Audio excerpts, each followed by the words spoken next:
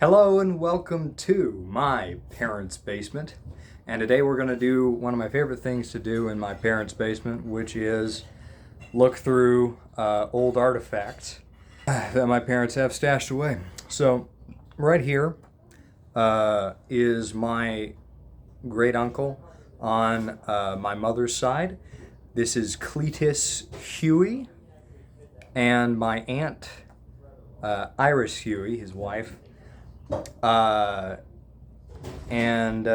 fought in World War II, and he brought back. He was a private first class who fought in World War II, and he brought back a bunch of artifacts, which I'm going to show you today and tell you what they are. Real quick, I just want to show you. This is him.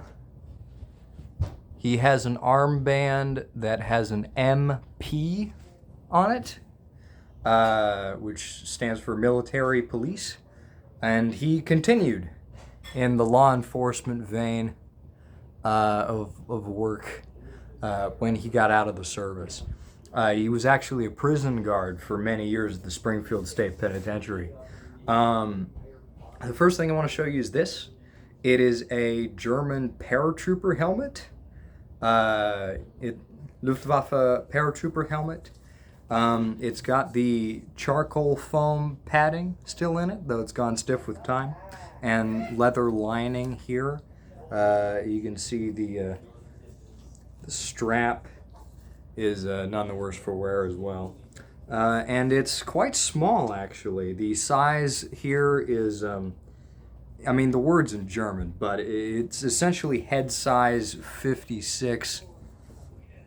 I don't know if you can see. You can't.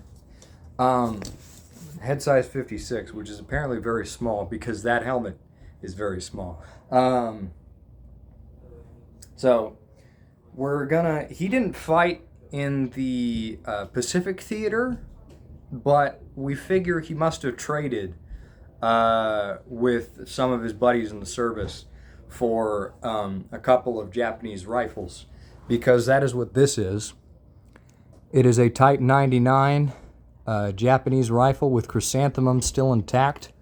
That's important because after the war, the Japanese tried to scrub out the chrysanthemum in all of their rifles, because they were coming closer to surrender, and they didn't want to shame the emperor by still having the chrysanthemum on their rifles. Also, Douglas MacArthur ordered them scratched out as well. For what reason? I can't begin to. Anyway, this is a Type 99. It's a very popular Japanese rifle. This here is a suppressor, and these sights are special because they are anti-aircraft sights designed for volley fire at American airplanes. This is another Type 99. It's from later in the war. It's a bit more scrappy, but it does still have the chrysanthemum intact there, though it's a little worn. It's pretty beat up. The tag here says it's a Jap gun picked up on Hiroshima. Don't get too excited though, because Hiroshima is where that one was manufactured. So it wasn't necessarily blown up in a nuclear blast. This is a Luftwaffe officer's sword. It was manufactured in Solingen.